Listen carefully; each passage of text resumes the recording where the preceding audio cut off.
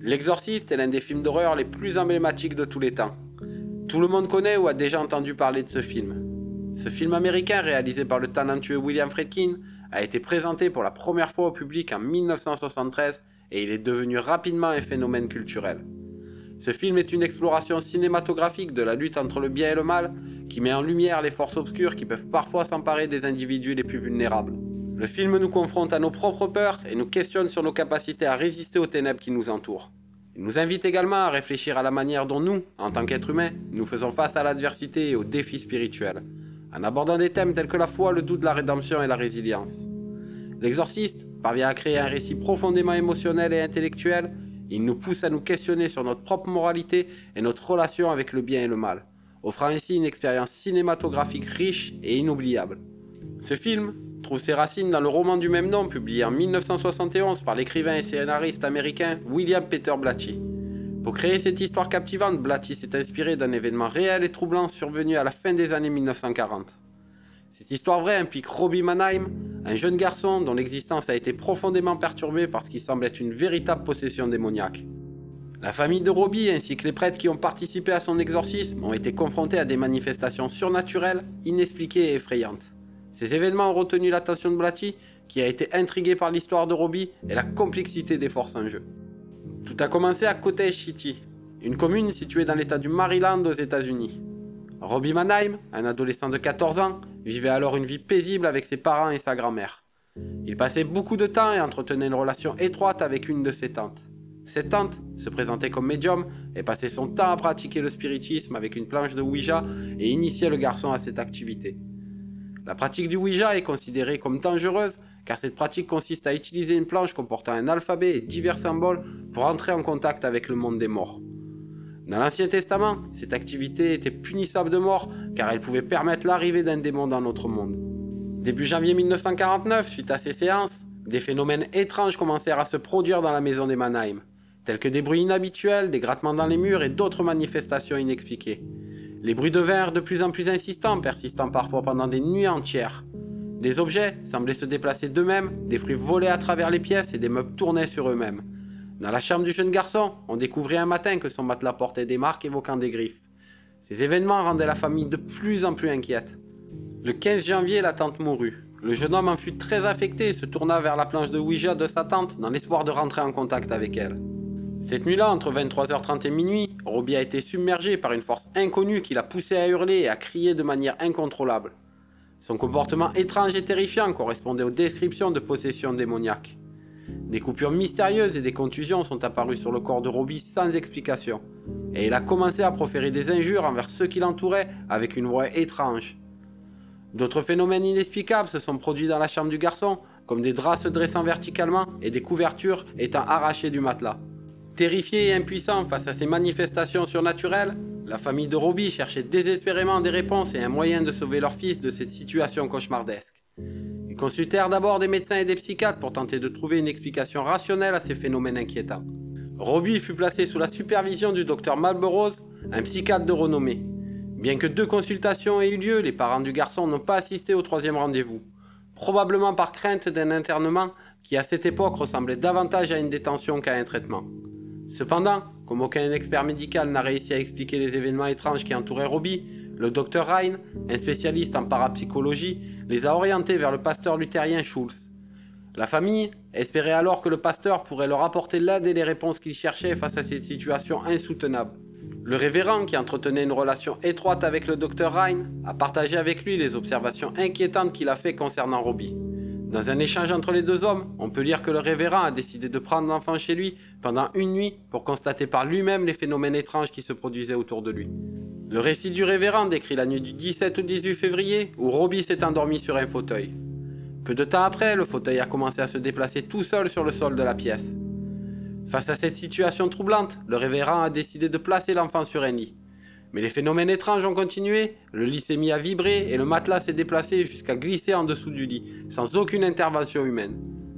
Cet événement inexplicable a poussé le pasteur Schulz à reconnaître qu'il était confronté à un phénomène hors de sa portée. Comprenant la gravité de la situation, le pasteur a conseillé à la mère de Robbie de se tourner vers un prêtre catholique pour pratiquer un exorcisme. Il espérait ainsi que cette démarche permettrait de libérer le jeune garçon de l'emprise démoniaque qui semblait le consumer. Lorsque la famille Mannheim s'est tournée vers l'église catholique pour obtenir de l'aide, ils ont été accueillis par le père Hugues, qui était le prêtre de l'église Saint-James.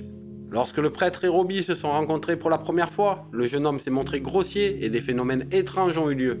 Le téléphone sur le bureau du prêtre a commencé à bouger tout seul et la température de la pièce a chuté de manière inexplicable.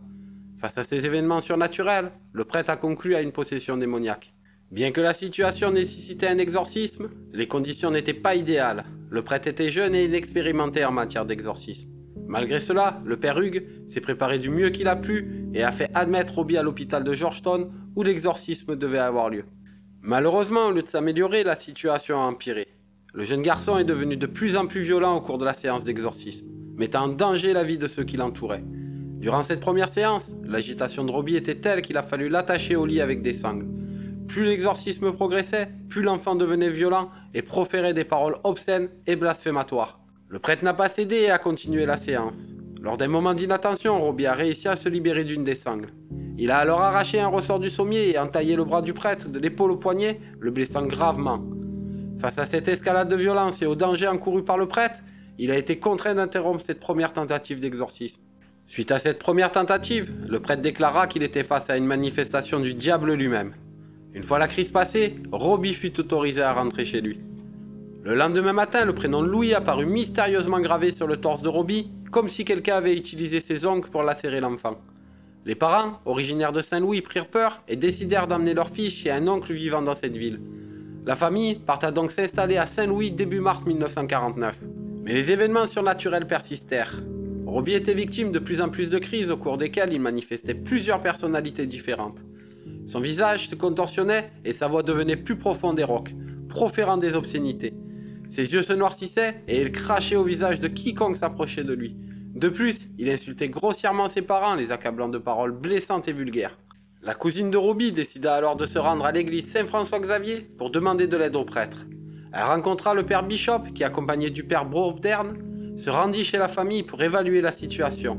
Lors de leur visite, Robbie se montrait extrêmement agité, proférant des blasphèmes et manifestant une profonde aversion envers les prêtres et les objets religieux en général. Suite à cette rencontre, le père Bovdern a rédigé l'un des rapports les plus détaillés et complets sur les possessions démoniaques du XXe siècle. Il a tenu un journal de toutes les rencontres avec le démon et des événements liés à cette affaire.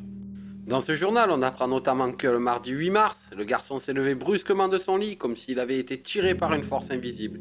Il lévitait à plusieurs centimètres du sol, les bras tendus et les yeux exorbités.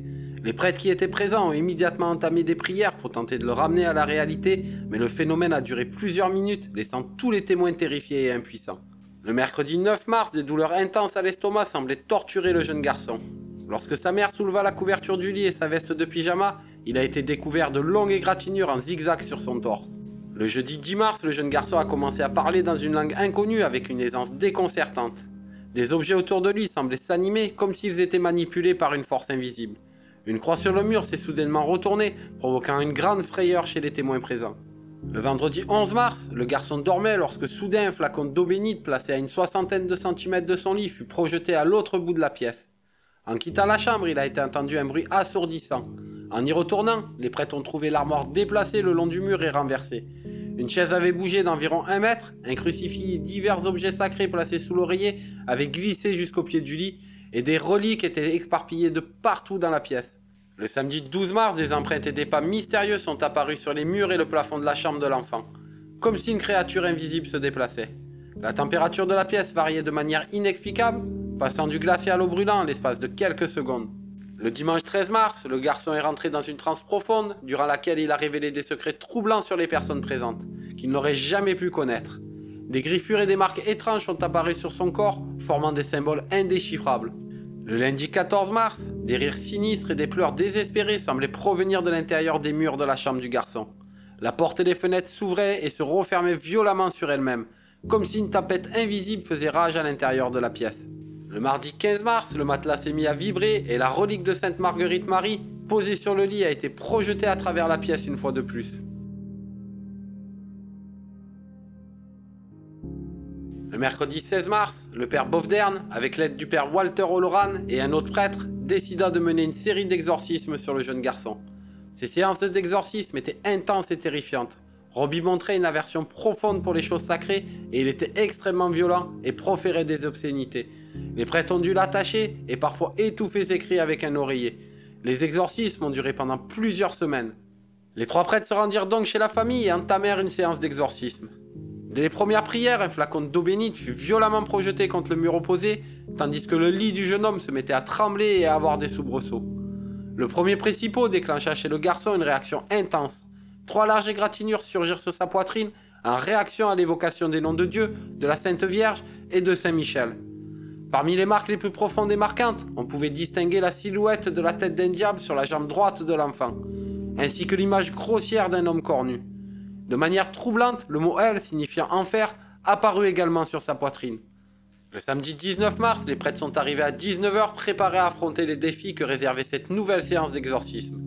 Dès leur entrée dans la chambre, une atmosphère lourde et oppressante semblait s'être emparée des lieux. Le garçon allongé sur son lit paraissait absent et murmurait des mots incompréhensibles, comme s'il était en transe. Alors que l'exorcisme commençait, des objets autour de la pièce se sont mis à bouger de manière erratique, comme animés par une force surnaturelle. Les murs semblaient vibrer et une odeur nauséabonde envahissait l'air. Le garçon s'est soudainement redressé, fixant les prêtres d'un regard rempli de haine et de mépris.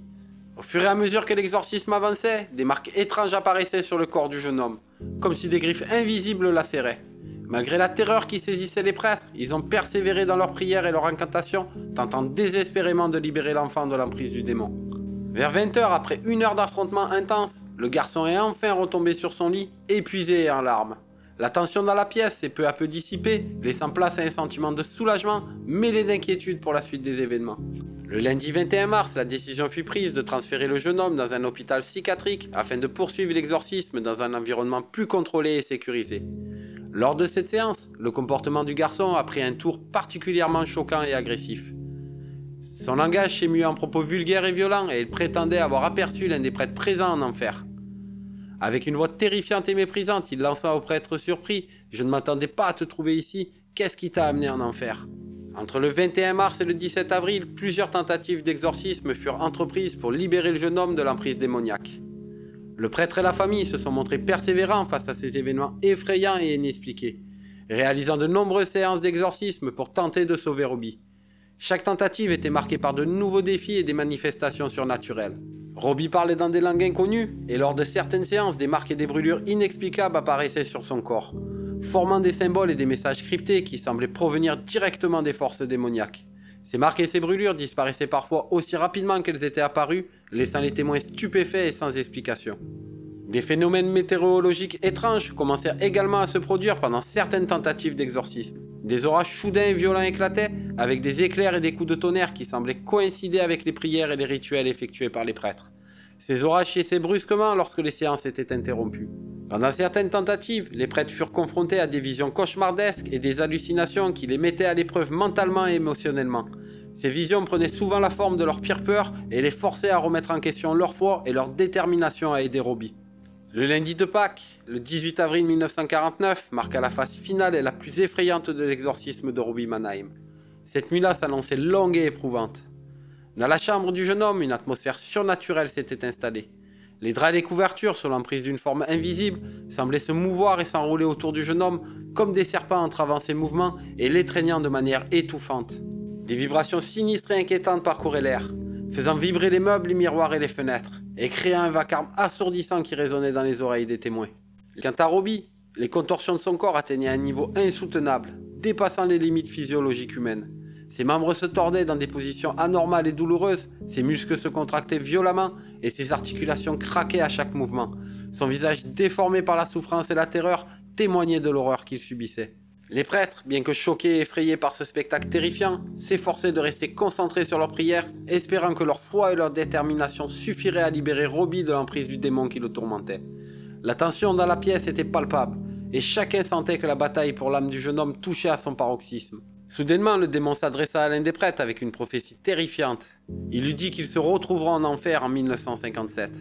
Plus tard, le démon hurlait « Ça ne suffit pas, il doit prononcer un seul mot et il sera libéré, mais il ne le prononcera jamais !» À 22 h 45, Robbie entra dans une transe plus calme qu'à l'ordinaire pendant la prière dédiée à Saint Michel. Soudain, une voix grave et puissante émanant du jeune homme retentit. Satan, je suis Saint-Michel, et je t'ordonne de quitter ce corps au nom de Dominus, immédiatement. À cet instant, la tension de la pièce atteignit des sommets inimaginables. Les murs tremblaient de toutes parts et d'étranges bruits semblables à des grognements se faisaient entendre, comme si une bête invisible était présente. Les prêtres sentaient une présence malveillante et oppressante qui les étouffait, les poussant à leurs limites mentales et spirituelles. Malgré la terreur qui régnait dans la pièce, les prêtres continuèrent à prier avec une détermination inébranlable, espérant que la force de leur foi suffirait à vaincre les ténèbres qui emprisonnaient Robbie. Aux alentours de 23h20, un changement soudain et inattendu se produisit dans la chambre. La cacophonie des vibrations, les contorsions effroyables et les manifestations surnaturelles cessèrent brusquement. Le calme s'installa, comme si une force invisible avait été soudainement chassée. Les draps et les couvertures retombèrent inanimés, les meubles cessèrent de vibrer et les fenêtres ne tremblèrent plus. La chambre, qui quelques instants auparavant était un véritable théâtre d'horreur, retrouvait peu à peu son aspect paisible et ordinaire. La lumière vacillante des bougies projetait une ombre douce et rassurante sur les murs, et un silence presque serein enveloppait la pièce. Robbie, épuisé par les événements, et maintenant allongé sur son lit, le visage apaisé et le corps détendu. Les prêtres soulagés et stupéfaits par cette soudaine accalmie échangèrent des regards incrédules. Le matin du 19 avril, Robbie dormait encore paisiblement quand soudainement vers 11h, un bruit semblable à un coup de tonnerre fit trembler les murs de l'hôpital. Lorsqu'un prêtre entra dans la chambre, le jeune homme se redressa calmement sur son lit, ayant tout oublié des événements traumatisants des 10 dernières semaines. Robbie confia au père Bovdern qu'il avait fait un rêve marquant dans lequel l'archange Saint-Michel lui était apparu. Dans ce rêve, l'archange lui avait assuré qu'il vivrait désormais en paix, libéré de l'emprise des démons qui avaient pris possession de son âme. Cette révélation apaisante indiquait que les forces du mal avaient été vaincues et que Robbie pouvait enfin reprendre une vie normale, délivré des ténèbres qui l'avaient tourmenté. Au même moment, des prêtres et des fidèles présents dans l'église à côté de l'hôpital virent l'image de Saint-Michel combattant le démon dans le dôme de l'église. Robbie semblait enfin apaisé. Sa famille l'a ramené chez eux à Cottage City où il a repris sa vie normale. Robbie n'aura jamais aucun souvenir des événements, ce qui est fréquent chez les victimes de possession. Le père Halloran et le père William Bovdern ont toujours maintenu que la possession était réelle et que les médecins n'ont trouvé aucune preuve d'une maladie expliquant ces phénomènes observés. Bovdern décédera à 86 ans en 1983. Robbie a réussi à mener une vie stable après ces événements troublants. Il prendra le nom de Rolando puis de Ronald Unkeller, ce qui lui permit de garder un certain anonymat. Il s'est marié et est devenu le père de 2 enfants, vivant aux États-Unis jusqu'à son décès en mai 2021. Robbie a également eu une carrière impressionnante en tant qu'ingénieur à la NASA, où il a travaillé pendant près de 4 décennies. Néanmoins, la popularité fulgurante du livre et du film basé sur son histoire a semé le trouble dans une grande partie de son existence. Robbie Mannheim a passé près de 50 ans dans la crainte que son identité ne soit dévoilée et exposée au grand jour.